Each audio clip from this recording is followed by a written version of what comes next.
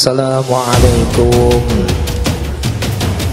warahmatullahi wabarakatuh.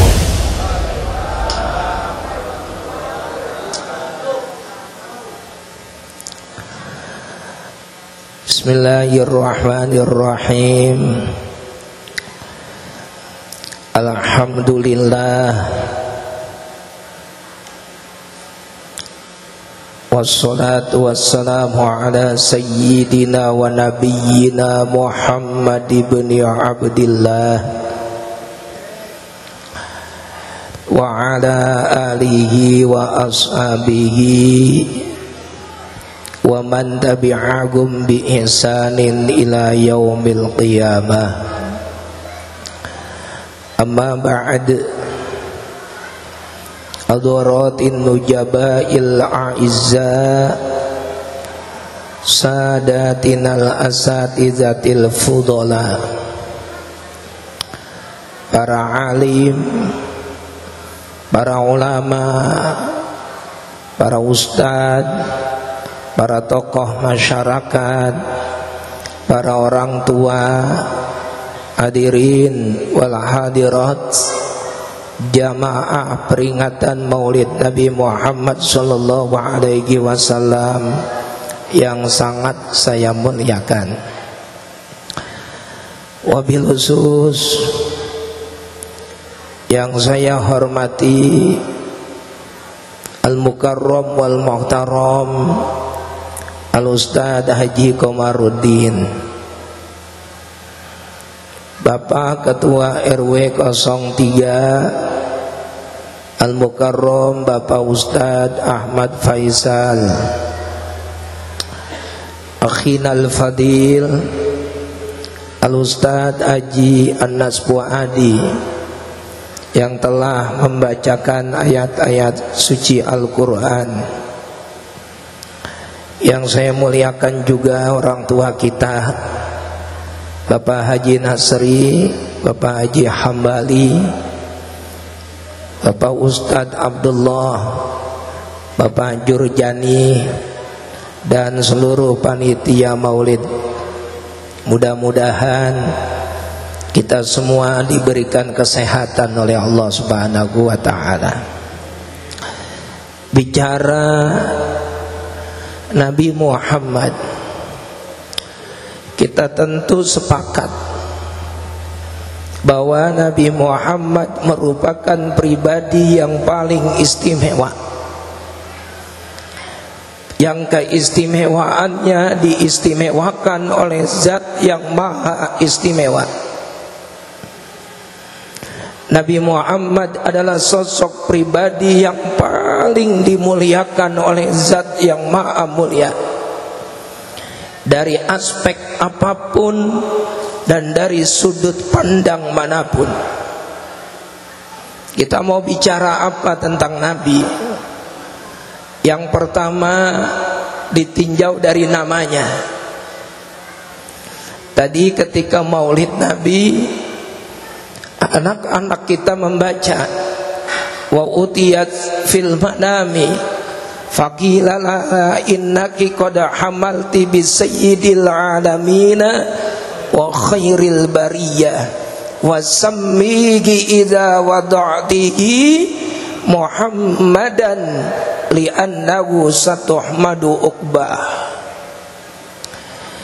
Yang memberikan nama Muhammad adalah Allah melalui perantaraan malaikat Jibril hadir dalam mimpi Sayyidah Aminah.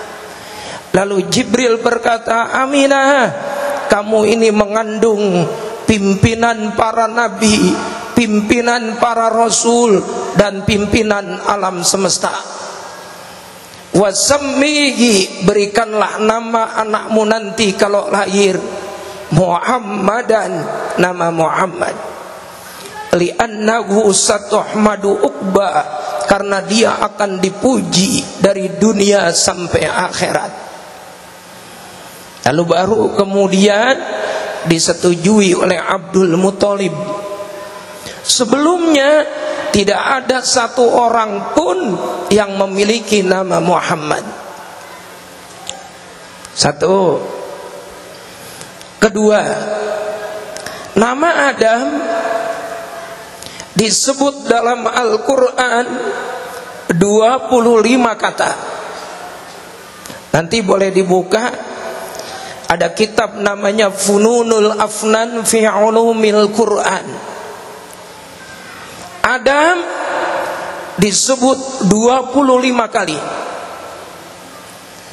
Ibrahim disebut 69 kali. Nabi Musa disebut lebih dari 130 kali. Bapak-bapak tahu berapa Nabi Muhammad disebut dalam Al-Quran? Nabi Muhammad disebut dalam Al-Quran hanya 4 kali. Secara kuantitas kalah jauh dengan Adam, selisih 21 kali. Kalah dengan Ibrahim, apalagi dibanding dengan Musa, kalah jauh secara kuantitas. Nanti buka dalam Al-Quran, Nabi Muhammad disebut hanya 4 kali. Pertama, surat Ali Imran ayat 144. Wa ma Muhammadun illa rasulun qad khalat min qablihi rusul.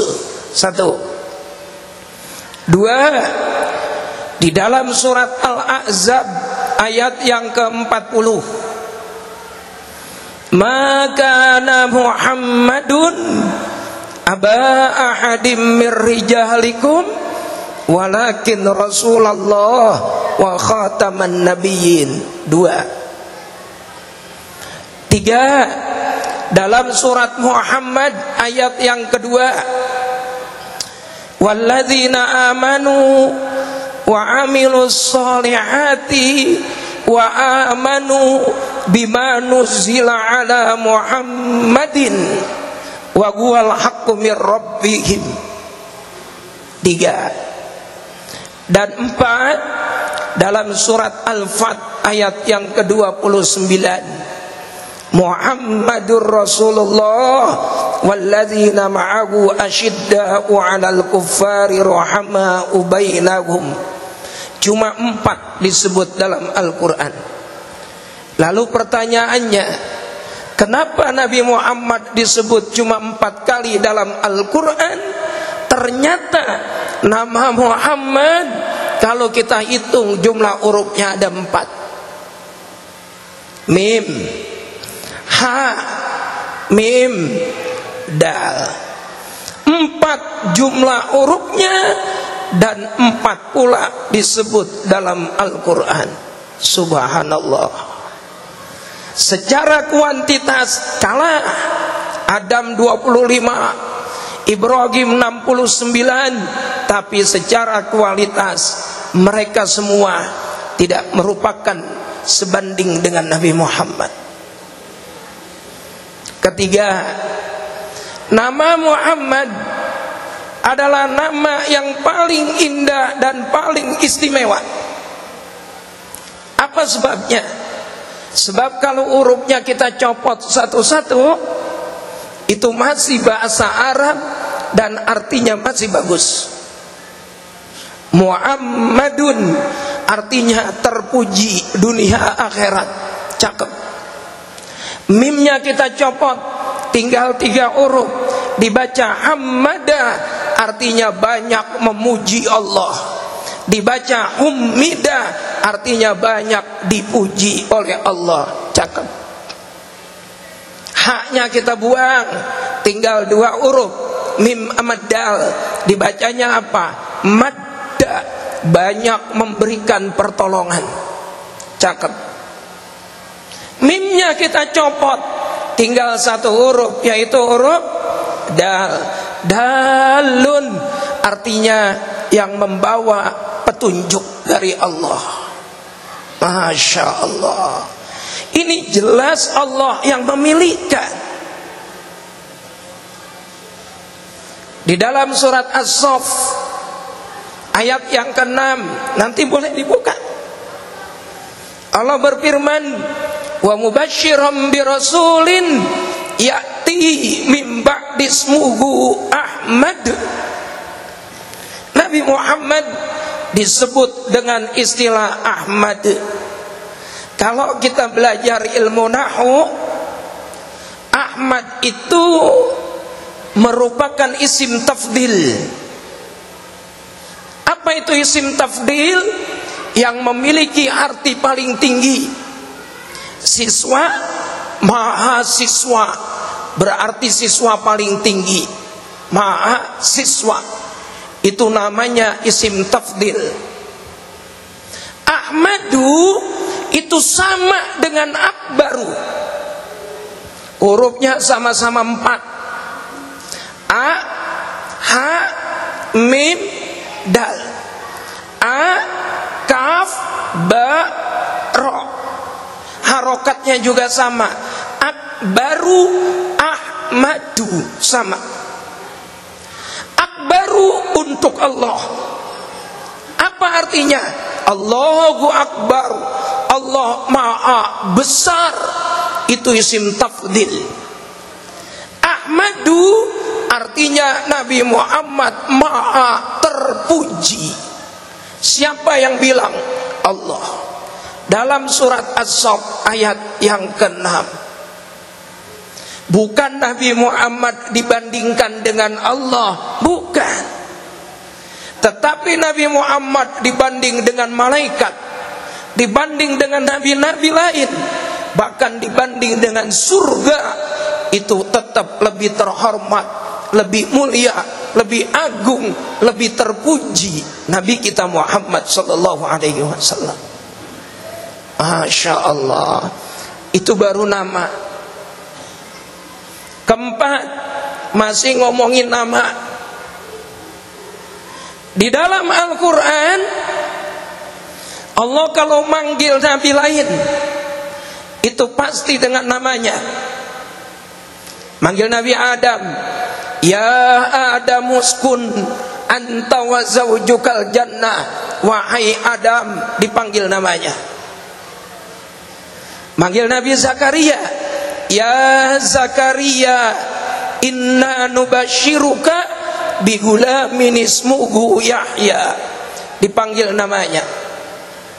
Manggil Nabi Yahya, ya Yahya, khuzil kitaba bikuwah. Dipanggil namanya. Manggil Nabi Musa, sama. Wa ma tilka biyaminika ya Musa. Dipanggil namanya. Tapi kagak bakalan kita temuin satu ayat pun dalam Al-Quran Allah manggil Nabi Muhammad, ya Muhammad. Tidak ada. Tidak ada. Tidak pernah Allah manggil dalam Al-Quran Nabi Muhammad dipanggil namanya. Tidak ada. Terus Allah kalau manggil Nabi Muhammad dengan apa? Dengan pangkat beliau. Ya ayyuhan nabi kulli azwajika wa banatika. Wahai sang nabi, dipanggil pangkatnya. Ya ayyuhar rasul balligh ma unzila ilaika. Wahai sang rasul, dipanggil pangkatnya. Apalagi pada juz 29 Allah manggil Nabi Muhammad dengan panggilan begitu mesra. Apa itu? Ya ayyuhal muddatsir, ya ayyuhal muzammil. Wahai yang sedang berselimut, dipanggil dengan panggilan penuh kasih sayang. Tidak ada ya Muhammad satu ayat pun dalam Al-Quran. Makanya kalau Allah begitu memuliakan Nabi, kalau Allah begitu mencintai Nabi, maka kita umatnya sudah berkewajiban mencintai dan memuliakan Nabi kita. Bagaimana cara kita memuliakan Nabi? Banyak caranya. Pertama, banyakin baca sholawat. Di kitab Tangqiul Qaulil Hasis yang mensyarahi kitab Lubabul Hadis karya Al-Imam Jalaluddin As-Suyuti, Tangqiul Qaulil Hasis karya Syekh Muhammad An-Nawawi bin Umar Al-Jawi Al-Bantani. Itu sahabat bertanya kepada Nabi, "Ya Rasulullah, sallallahu asyran liman shalla alaika marratan wahidah, fa'al kana dzalika bi uduril qalbi?" Sahabat bertanya, "Ya Rasul, Allah bersolawat 10 kali kepada orang yang bersolawat kepadamu 1 kali. Apakah ketika solawat itu hatinya hadir, hatinya ingat engkau, hatinya fokus kepadamu ya Rasul?" Nabi kita menjawab, "La, tidak. Bal likulli musallin ghafilin." Yang dibalas sama Allah 10 kali adalah mereka yang ketika sholawat kepadaku hatinya kagak inget apa-apa, hatinya lagi ngelamun, hatinya lagi kosong, kagak inget sama saya. Sedangkan orang yang bersholawat kepadaku hatinya ingat saya, hatinya fokus, hatinya hadir. Fala ya'rifu sawabaha illallahu subhanahu wa ta'ala. Maka tidak ada yang tahu berapa jumlah pahalanya kecuali cuma Allah saja. Masya Allah. Nanti boleh juga beli, ada kitab namanya Dardir Mi'raj. Kitab namanya Dardir Mi'raj. Waktu Nabi kita sedang Isra Mi'raj, Nabi kita ketemu satu malaikat, kerjaannya menghitung. Ditanya sama Nabi, "Malaikat, ada apa ya Rasul? Apa yang bisa kamu hitung?" Malaikat ini jawab, "Saya bisa menghitung apapun ya Rasul. Saya bisa menghitung tetesan air hujan yang jatuh ke bumi, sederas apapun hujan itu.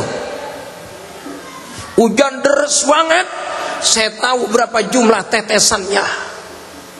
Saya bisa menghitung semua makhluk ciptaan Allah, terkecil sampai terbesar di darat dan di lautan." Terus Nabi kita berkata, "Subhanallah, alangkah sucinya Allah yang telah menciptakan engkau begitu mulia, begitu hebat, wahai malaikat." Lalu Nabi kita nanya, "Malaikat, ada apa lagi ya Rasul? Ada apa tidak perkara yang tidak mampu kamu hitung?"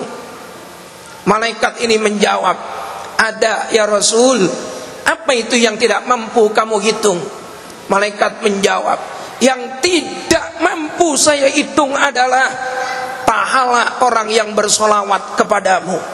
Saya tidak mampu menghitungnya ya Rasul." "Apa sebabnya?" "Sebab Allah dan para malaikat pun bersolawat kepadamu. Kalau Allah melakukan itu, maka berapa jumlah pahalanya saya kagak mampu menghitungnya." Bulan Maulid, Maulana Habib Lutfi Pekalongan pesan kepada para santri, selama bulan Maulid dari tanggal 1 sampai tanggal 30, sholawat jangan kurang 16.000 sholawat. Sebulan 16.000. Saya hitung 16.000 dibagi 30, ketemu 534. Maka setiap hari sholawat paling dikit 534. Kita boleh pakai alat ini, tasbih digital. Sholawatnya jangan sholawat naria kebanyakan. Sholawatnya sholawat Jibril aja. Sallallahu ala Muhammad, sallallahu ala Muhammad, sallallahu ala Muhammad, sallallahu ala Muhammad, sallallahu ala Muhammad. Itu kurang dari setengah jam Bapak baca udah dapat 1000. Mantunya Maulana Habib Lutfi, Habib Zainal Abidin, Beliau berkata, kalau orang lain sebulan 16.000, maka buat saya yang merupakan cucu Rasulullah sehari harus dapat 16.000 sholawat. Masya Allah. Kita gope aja, gope 534 aja kita, jangan banyak-banyak. Itu dibaca setiap hari sampai nanti berakhir bulan Rabiul Awal. Tapi jangan berhenti, terus istiqomah. Kata Maulana Habib Lutfi, orang yang istiqomah bersolawat sebelum dia meninggal dunia, dia akan diizinkan bermimpi ketemu dengan Rasulullah. Satu. Kedua, memperingati Maulid Nabi. Tanamkan rasa mahabbah, cinta sama Nabi. Waktu Nabi kita dikejar-kejar orang kafir Quraisy, Nabi kita mau dibunuh, Nabi kita bersama dengan Abu Bakar bersembunyi di dalam goa. Goanya goa apa? Bukan goa Hiro. Goanya goa Sur. Nabi kita ngumpet sama Abu Bakar di dalam goa Sur. Itu yang masuk duluan siapa? Abu Bakar. Dilihat sama Abu Bakar, ternyata di dalam goa banyak lubang ular. Abu Bakar cintanya begitu tinggi sama Nabi, takut Nabi kita digigit ular, maka tanpa pikir panjang, sorban beliau dicopotin, disobek-sobek, digunakan bakal nutupin lubang ular. Sorbannya udah habis, tersisa satu lubang yang belum ditutup. Akhirnya ditutup pakai kakinya Abu Bakar. Terus kata Abu Bakar, ya Rasul, silakan masuk. Di dalam goa sudah aman, sudah steril. Masuk Nabi kita ke dalam goa. Karena terlalu capek, terlalu lelah, Nabi kita tiduran di pahanya Abu Bakar. Apa yang terjadi? Karena itu lubang ular satu ditutupin pakai kakinya Abu Bakar, bener aja kakinya Abu Bakar digigit ular. Racunnya menjalar, rasa sakit yang luar biasa tidak tertahan.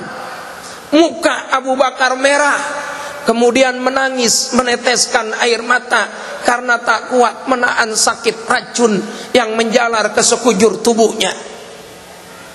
Air mata ini menetes ke pipi mulia Nabi kita. Nabi kita kemudian terjaga, kemudian bertanya, lima bakaita ya Abu Bakar, apa yang menyebabkan kau menangis Abu Bakar? Apa kau merasa keberatan ikut dengan saya?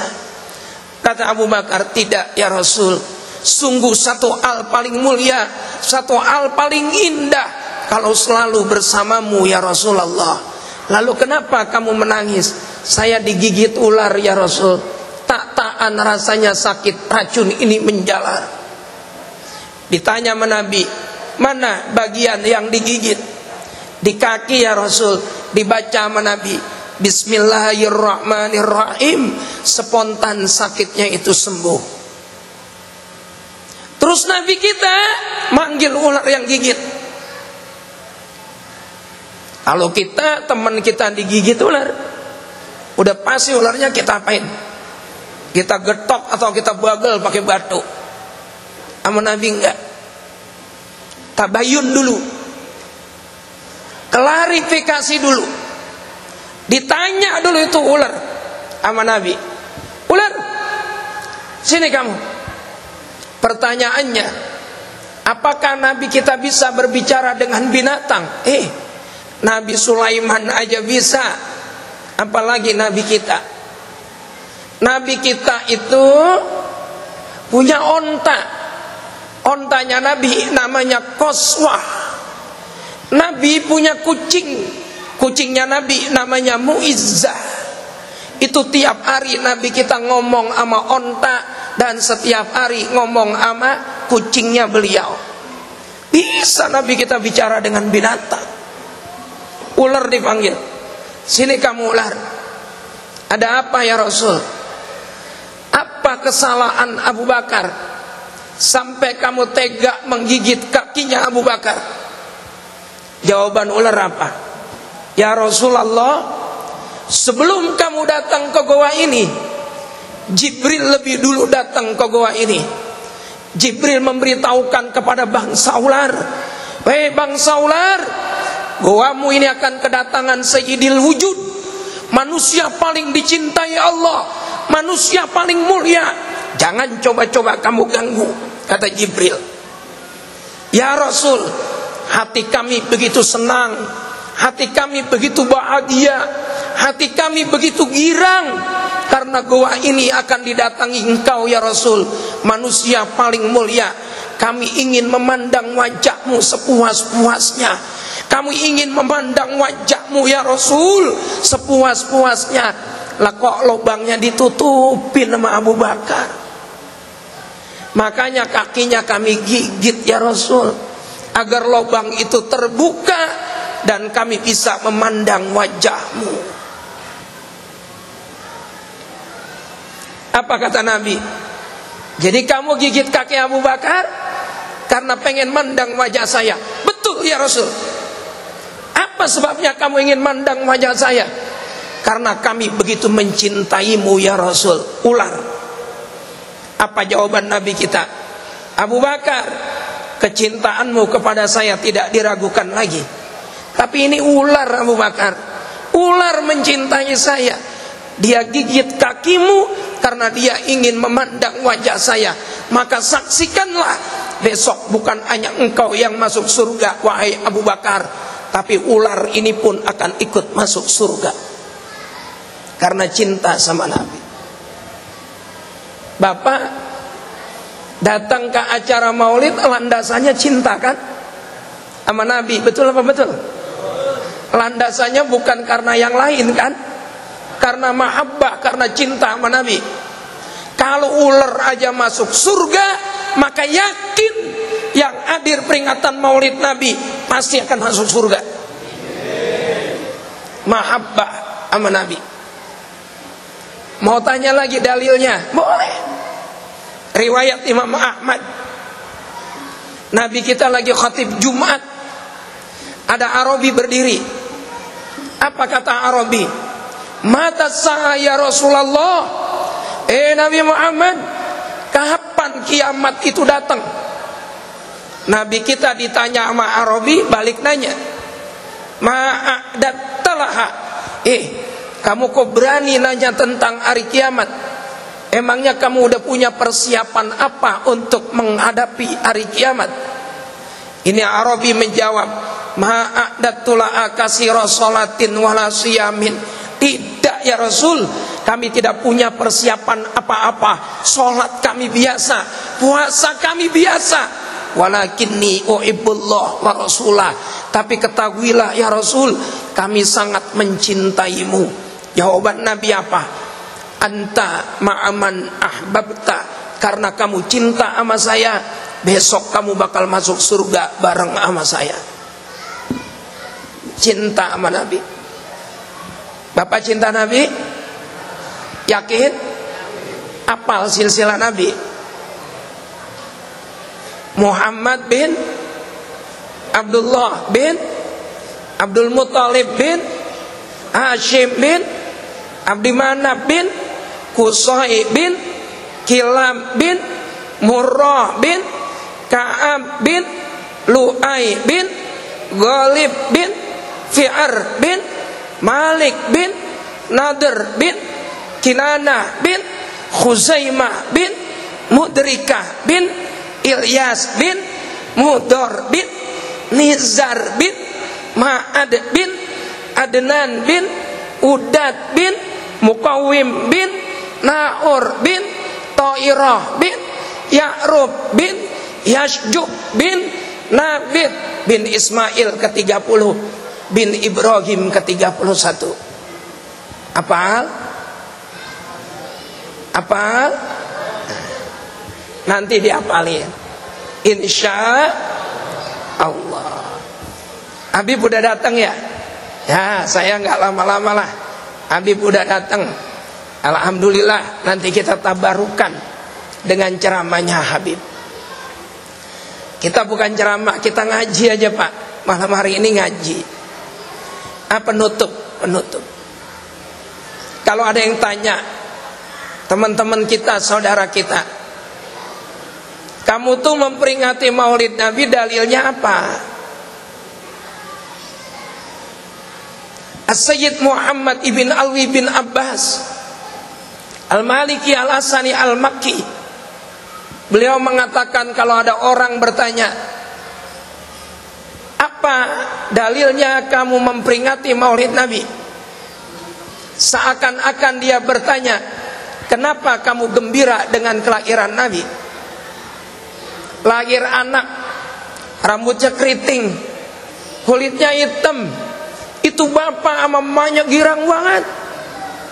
Apalagi lahirnya Nabi yang sudah menjamin kita bakal mendapatkan syafaat nanti di hari kiamat. Nah ini penting, ini dipahami. Timbul pertanyaan begini, kita ngaji ini, Nabi, ada yang tahu berapa jumlah Nabi? Ada? Ingat-ingat ya, jumlah Nabi secara keseluruhan ada 124.000. Bukan 25. Pernah dengar istilah Nabi Khidir? Nabi Khidir pernah dengar? Pernah kan? Apakah termasuk 25? Tidak. Nabi Khidir tidak termasuk 25. Berarti Nabi bukan 25. Keterangannya kitab apa? Kitab Bughyatul Mustarsyidin. Jumlah Nabi ada 124.000. Rasul ada berapa Rasul? Rasul menurut qaul yang paling ashah jumlahnya ada 315. Ingat-ingat, dari 124.315 yang wajib kita hafal cuma 25. Adam, Idris, Nuh, Hud, Saleh, Ibrahim, Lut, Ismail, Ishak, terus sampai Nabi Muhammad. Ada 25. Dari 25 ada 5 nabi yang mendapat titel ulul azmi. Ranking kelima Nuh, ranking keempat Isa, ranking ketiga Musa, ranking kedua Ibrahim, ranking pertama Nabi Muhammad. Pertanyaannya, Nabi ulul azmi ada 5. Kenapa yang berhak mendapatkan syafaat cuma Nabi doang? Mendapatkan syafaat dari Allah untuk diberikan kepada umatnya. Kenapa cuma Nabi doang? Berarti Allah kagak adil dong. Masa ada 5 ulul azmi, cuma Nabi Muhammad doang yang bisa memberikan syafaat? Berarti Allah kagak adil dong. Begini Pak, Allah maha adil. Ingat-ingat, Nabi itu punya doa yang mustajab untuk menghancurkan umat. Dan 4 Nabi ini doa untuk menghancurkan umat sudah dipakai di dunia. Siapa dia? Nuh. 950 tahun berdakwah, kagak ada yang ngikutin. Yang ngikutin cuma 80 orang. Akhirnya doanya dipakai Nuh, diabadikan dalam Al-Quran. Rabbi la tazar alal ardi minal kafirina dayyara. Ya Allah, jangan disisakan orang kafir di atas bumi. Tumpas saja ya Allah. Kalau mereka punya anak, anaknya kafir. Punya cucu, cucunya kafir. Buat apa ya Allah? Tumpas saja. Doanya dipakai di dunia. Terjadi banjir dahsyat. Umat Nabi Nuh mati ditenggelamkan oleh banjir. Nabi Isa dikejar-kejar mau dibunuh. Akhirnya Allah berkata dalam Al-Qur'an, "Wa ma qataluhu wa ma salabuhu walakin syubbiha lahum." Nabi Isa diangkat, barrafa'ahullah, diangkat ke langit yang kedua. Yang disalib, yang dibunuh, itu namanya Yudas, bukan Nabi Isa. Nabi Isa sampai sekarang masih hidup, diselamatkan sama Allah, ditaruh ke langit yang kedua. Nabi Musa dikejar-kejar Fir'aun. Tentaranya Fir'aun yang ngejar Nabi Musa ada berapa? Di dalam kitab tafsir Sawi yang mensyarahi kitab tafsir Jalalain, tentaranya Fir'aun yang mengejar Nabi Musa ada 1.700.000 orang. Lebih banyak dari tentara Indonesia. Masya Allah. Musa dilema di depan lautan, di belakang Fir'aun dan tentaranya. Julukan Fir'aun adalah Zul Autan, yang memiliki kekuatan tentara tidak ada tandingannya. Musa bingung, ya Allah, kalau kami masuk ke dalam lautan, kami akan binasa tenggelam. Tapi kalau kami bertempur dengan Musa, kami bertempur dengan Fir'aun, kami pun akan binasa, karena tentara Fir'aun begitu banyak. Apa kata Allah? Idrib bi'asakal ba'r, pukul dengan tongkatmu lautan itu. Fa'falaqa fakana kullu firqin kattaudil azim. Dipukul itu lautan dengan tongkatnya Nabi Musa. Nabi Musa kemudian membelah lautan. Selamat Nabi Musa. Fir'aun dan pengikutnya tergulung ombak, dan mereka pun mati di dalam lautan. Nabi Musa doanya dipakai untuk menghancurkan umat. Begitu juga dengan Ibrahim. Namrud dan pengikutnya mati dibinasakan Allah. Tapi tidak dengan Nabi kita. Nabi kita ke Taif, berdakwah di Taif. Bukan sambutan hangat yang didapatkan, tapi Nabi kita dilempari batu oleh penduduk Taif. Gigi beliau berdarah, kening beliau berdarah, keluar dari mulut, keluar dari hidung darah. Setiap tetesan darah yang menetes ditadangin oleh tangan kiri Nabi kita. Tidak dibiarkan jatuh ke bumi. Zaid bertanya, "Ya Rasulullah, kenapa tidak kau biarkan darah itu menetes ke bumi? Selalu kau tadangin dengan tanganmu." Nabi kita menjawab, "Zaid, kalau satu tetes darah saya menyentuh bumi, maka bumi Taif ini akan dibalik oleh malaikat Jibril. Mereka akan dibinasakan semuanya. Dan saya tidak ingin itu terjadi." Bahkan Nabi kita berdoa, "Allahumma di qaumi fa innahum la ya'lamun." Ya Allah, berikanlah hidayah buat mereka, karena mereka orang-orang yang belum mengenal saya. Karena doanya tidak pernah dipakai di bumi, maka doa Nabi disimpan di akhirat. Besok di akhirat ditagih menabi. Ya Allah, doa saya satu belum saya pakai, saya pinta sekarang. Kata Allah, buat apa Muhammad? Buat menyelamatkan umat saya. Bukan untuk menghancurkan umat, tapi buat menyelamatkan umat. Itu di dalam Al-Quran diabadikan. Wala sawfa yu'tika rabbuka fatardo. Nabi kita bersujud, sujudnya lama sekali.